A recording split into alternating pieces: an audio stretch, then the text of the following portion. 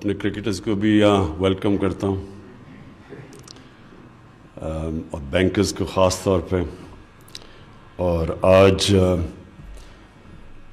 State bank governor آپ کو خاص میں خراج تحسین پیش کرتا ہوں، کیونکہ یہ میں بڑی دیر سے کوشش کر رہا تھا کہ کسی طرح ہم اپنے اوورسیز پاکستانیز کو ٹیپ کریں.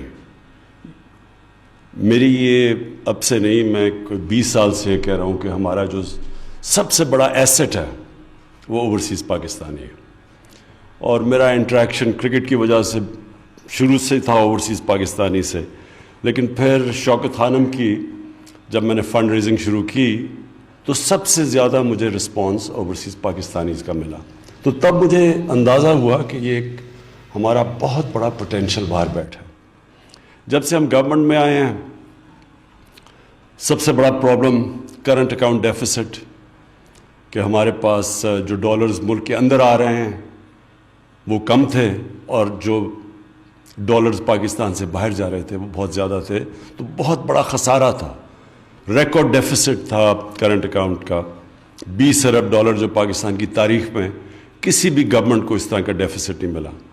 تو اس کا جو بھی بینکرز سمجھتے ہیں اور جو ہمارے اکانومسٹ اور فائنانس منسٹر سب کو پتہ ہے کہ اس کا سب سے بڑا جو امپیکٹ ہوتا ہے وہ کرنسی کے اوپر ہوتا ہے. اور جب کرنسی ڈی ویلیو ہوتی ہے تو جو سب سے بڑا امپیکٹ ہوتا ہے وہ اس ملک کے غریب عوام کے اوپر ہوتا ہے، کیونکہ ہر چیز مہنگی ہو جاتی ہے. تو روپیہ جب گرا تقریباً 107 روپے ڈالر پہ، آج 160 روپے ڈالر پہ گیا، تو جو بھی چیزیں پاکستان سے باہر سے امپورٹ ہوتی تھی، مینلی تیل، جب تیل مہنگا ہوا تو سب چیز مہنگی ہو گئی. ٹرانسپورٹ، بجلی، سب امپیکٹ ہوتی ہے جب تیل کی قیمت اوپر جاتی ہے. اور اس کے علاوہ جو کہ امپورٹس، جو کھانے پینے کی چیزیں، ایڈیبل آئل جو ہم امپورٹ کرتے ہیں وہ ایک تو مہنگا ہوا ڈالر کے مضبوط ہونے سے اور روپے گرنے سے، لیکن پھر ویسے بھی یہ کووڈ کی وجہ سے اس کی قیمت اوپر چلے گئی. تو گھی مہنگا، پھر دالیں 70% امپورٹ ہوتی ہیں وہ مہنگی. تو جو سارا امپیکٹ جب کرنسی ڈی ویلیو ہوئی تو اس کا عوام کے اوپر پڑا.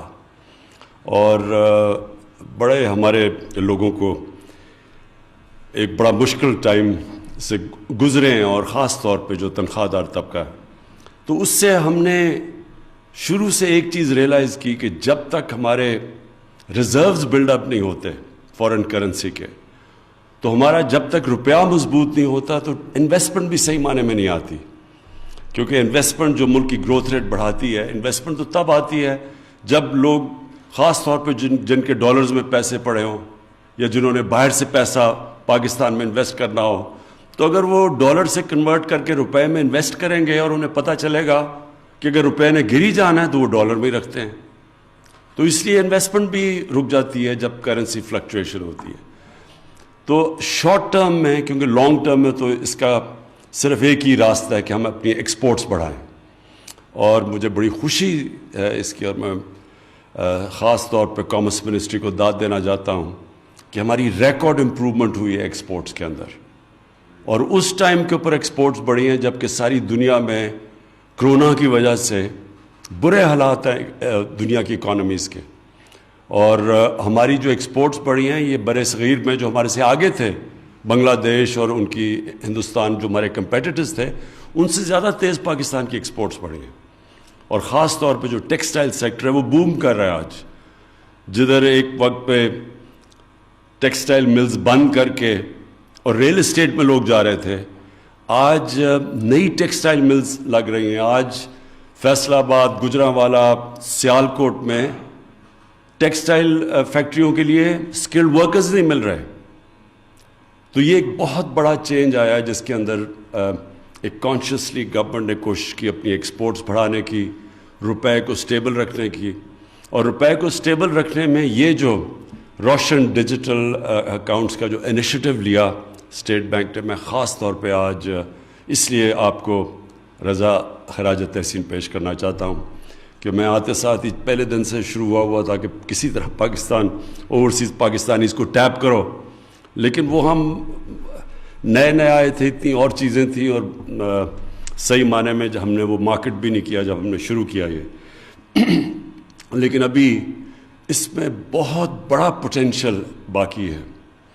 اور رضا, آپ کو یہ جو بھی ہمارے اوورسیز پاکستانیز نے اپنی بڑی, سب نے چھوٹی چھوٹی باتیں کی, لیکن ہر نے کوئی نہ کوئی تجویز دی آپ کو, اور یہ آپ کا انٹریکشن بہت ضروری ہے ان کے ساتھ, کیونکہ یہ ہیں جو آپ کے سٹیک ہولڈرز ہیں, اور ان کی جو بھی چھوٹی چھوٹی رکاوٹیں ہوں, آپ کے پاس سیل ہونا چاہیے اسٹیٹ بینک پہ, جس کی صرف اس وقت کانسنٹریشن ہونی چاہیے کہ ان کے ہر مسئلہ ان کا حل ہو. اور یہ جو چھوٹی چھوٹی آپ کو تجویزیں دیتے ہیں, اس سے جتنا آپ سہولت پیدا کریں گے اوورسیز پاکستانیز کے لیے, خاص طور پہ جو ہمارے ورکرز ہیں, جن کے جو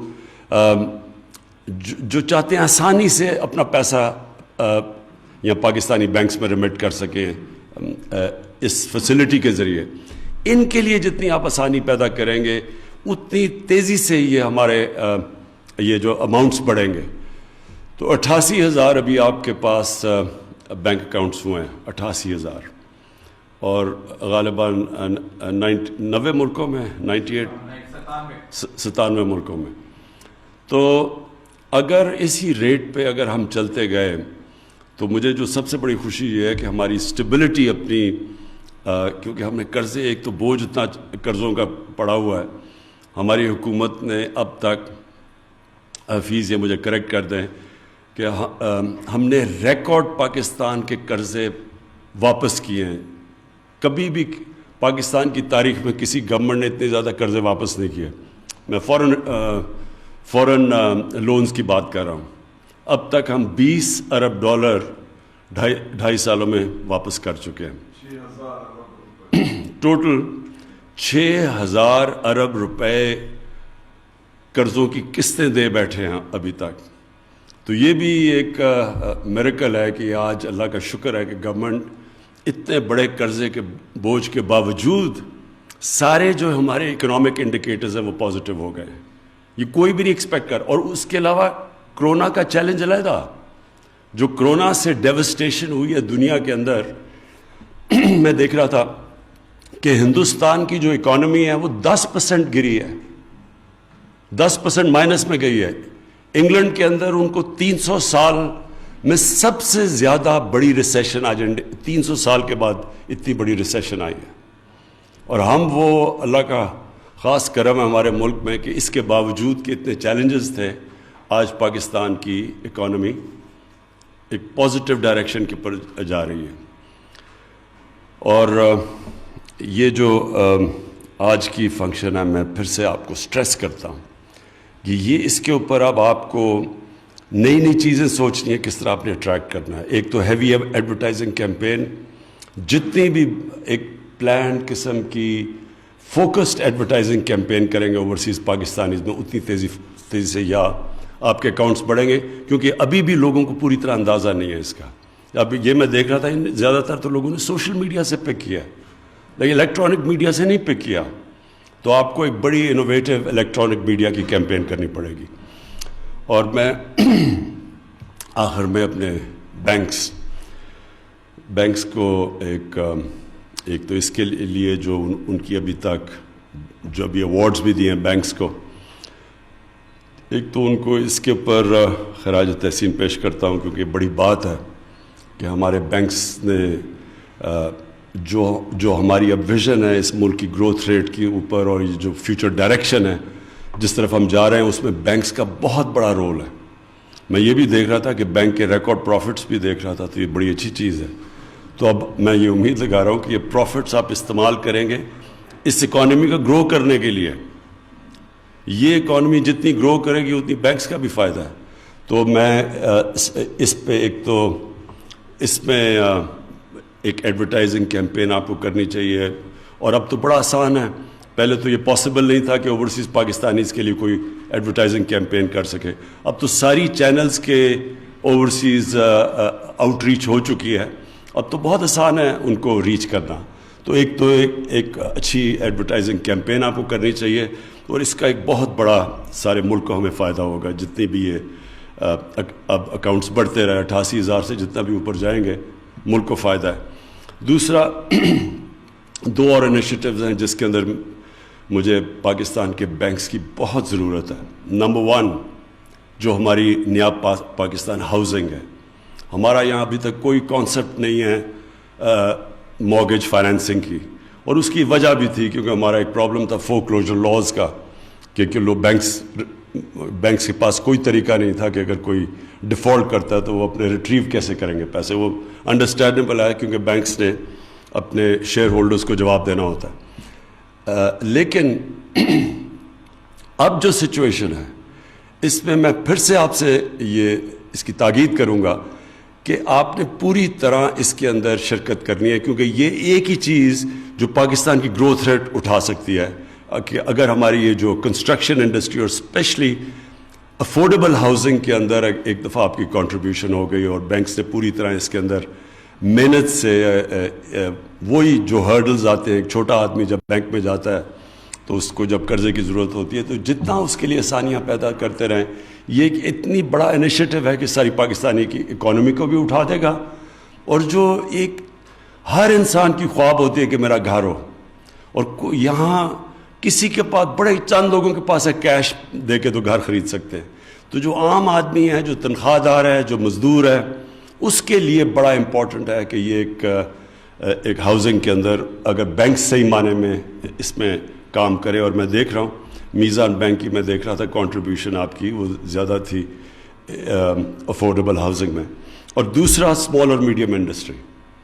ये दो चीज़ें हैं जो कि पाकिस्तान की इकॉनमी को और ग्रोथ रेट को कहाँ से कहाँ ले जाएंगी, और दोनों अफेक्ट करती है निचले तबके को, जिसके लिए आज तक हमारी गवर्नमेंट्स ने कभी भी तवज्जो नहीं दी।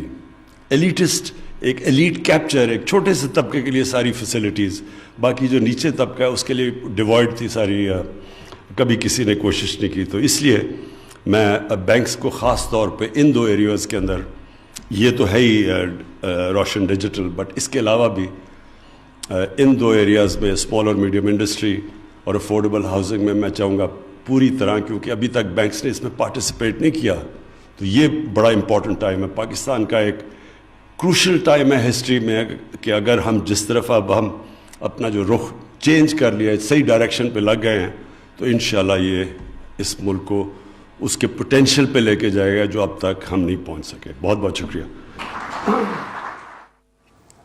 वज़ीर आज़म इमरान खान रोशन पाकिस्तान डिजिटल अकाउंट से मुतालिक तकरीब से खिताब कर रहे थे। वज़ीर आज़म ने कहा कि हमारा सबसे बड़ा सरमाया बैरून मुल्क मुकीम पाकिस्तानी है।